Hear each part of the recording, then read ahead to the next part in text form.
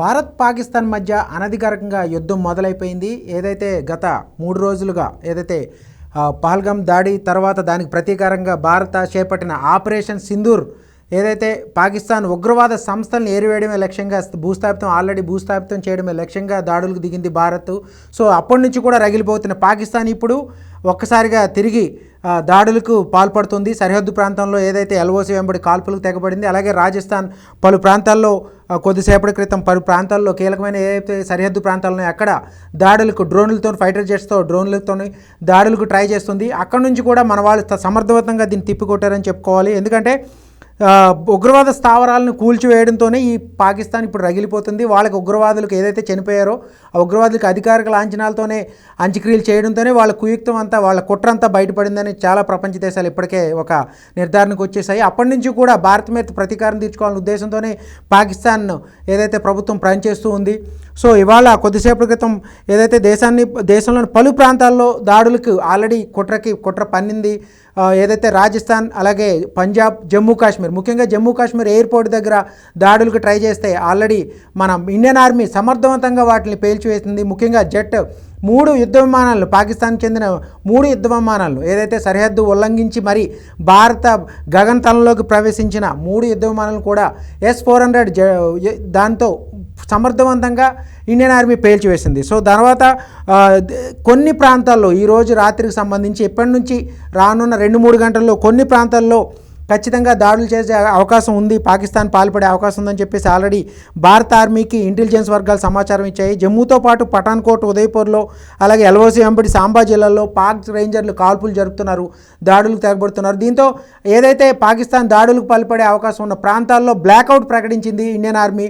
దీని ప్రకారం చూసుకుంటే ఎక్కడా కూడా లైట్స్ ఆన్ చేయకుండా కేవలం లైట్స్ ఆఫ్ చేసి ప్రజలందరూ ఇళ్లలోనే ఉండే విధంగా వాళ్ళకి హెచ్చరికలు ఆల్రెడీ చేశారు. మనం చూసాం ఆల్రెడీ కొద్దిసేపటి క్రితం ధర్మశాలలో జరుగుతున్న IPL మ్యాచ్ కూడా అర్ధాంతరంగా రద్దవడానికి ప్రధాన కారణం ఈ పాకిస్తాన్ ఇండియా సరిహద్దుల్లో ఉన్న వాతావరణమే కారణం. ఫ్లడ్ లైట్స్ ఆఫ్ చేసి ముందుగానే ప్రేక్షకులందరినీ బయటికి పంపించేసి ఈ మ్యాచ్ని రద్దు చేశారు. అలాగే 2 టీమ్స్ని కూడా సురక్షిత ప్రాంతానికి తరలించేందుకు ఆర్మీ కూడా ఏర్పాట్లు చేసింది. ఆల్రెడీ అదే ప్రయత్నంలో ఉన్నారు. సో ప్రస్తుత ఉద్రిక్త పరిస్థితులతో పలు చోట్ల ఏదైతే పాకిస్తాన్ వాళ్ళు అటాక్ చేస్తారన్న ఒక అనుమానం ఉందో ఆ ప్రాంతాల్లో కరెంటు నిలిపివేశారు. డ్రోన్ దాడులను ఇప్పటికే తిప్పికొట్టింది సమర్థవంతంగా ఇండియన్ ఆర్మీ. మనకున్న డ్రోన్ కానీ ఏదైతే ఫైటర్ జెట్స్ కానీ అలాగే S-400 చాలా రోజుల తర్వాత మళ్ళీ యాక్టివేట్ చేశారు S-400. దాని ద్వారా ఎటువంటి యుద్ధ విమానం ప్రత్యర్థి దేశాలకు చెందిన ఎటువంటి యుద్ధ విమానాన్ని మనం ఈజీగా దాన్ని కూల్చివేయచ్చు. సో దాన్ని రంగంలోకి దించారు ఇండియన్ ఆర్మీ. సో అటు ఇండియన్ ఆర్మీ, నేవీ అందరూ కూడా చాలా అప్రమత్తంగా వ్యవహరిస్తున్నారు.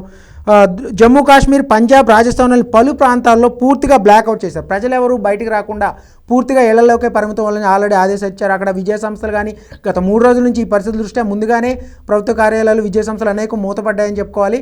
సో పాకిస్తాన్ ఏదైతే కుట్ర పన్నుతుందో ప్రపంచ దేశాలు ఆల్రెడీ గమనిస్తున్నాయి. ఉగ్రవాదాన్ని పెంచి పోషించి దాంతోనే ఇండియాని అలాగే కొన్ని దేశాలకి టార్గెట్ చేసుకున్న పాకిస్తాన్కి బుద్ధి చెప్పాలన్న ఉద్దేశంతో ఇండియన్ ఆర్మీ ఏమాత్రం వెనక్కి తగ్గకుండా ఏదైతే పహల్గామ్ దాడి తర్వాత వాళ్ళు చేసిన ప్లాన్ని దానికి సమర్థవంతంగా తిప్పి కొడుతూ ఏదైతే ఆపరేషన్ సింధూర్ స్టార్ట్ చేసి సమర్థవంతంగా ఫస్ట్ టైం చాలా సక్సెస్ఫుల్గా దాన్ని రన్ చేసిందనే చెప్పాలి. ఇండియన్ గవర్నమెంట్ ఆదేశాలతో ఇండియన్ ఆర్మీ సమర్థవంతంగా దీన్ని సక్సెస్ చేసిన తర్వాత అప్పటి నుంచి పాకిస్తాన్ ఏం చేయాలో వాళ్ళకి పాల్పోవటం లేదు.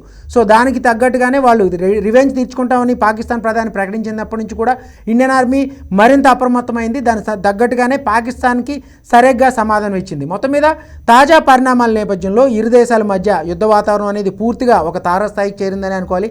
అనధికారికంగా ఇప్పటికే మొదలైపోయింది. ఈరోజు నైట్ మ్యాక్సిమం చాలా వరకు ఇటువంటి దాడులు జరుగుతాయి. సో అప్రమత్తంగా ఉండాలని చెప్పేసి ఆల్రెడీ రక్షణ శాఖ మంత్రి కానీ ప్రధాని అత్యవసర ఉన్నతస్థాయి సమావేశాలు ఇప్పటికే ఆదేశాలు ఇచ్చారు. సో ఇండియన్ ఆర్మీ మిగిలిన అందరూ కూడా చాలా సమర్థవంతంగా పనిచేస్తున్నారు. సో ఖచ్చితంగా ఈరోజు రాత్రి మరికొన్ని దాడులకు పాల్పడే అవకాశం, దాన్ని తిప్పికొట్టేందుకు కూడా ఇండియన్ ఆర్మీ రెడీగా ఉంది. సో అవసరమైతే పాకిస్తాన్లో కొన్ని ప్రాంతాల్లో ఏదైతే ఉగ్రవాద స్థావరాలు గుర్తించామని మిగిలిన అనుకుంటున్నారో వాటి మీద కూడా అటాక్ చేసే అవకాశాలు అయితే ఖచ్చితంగా కనిపిస్తున్నాయి.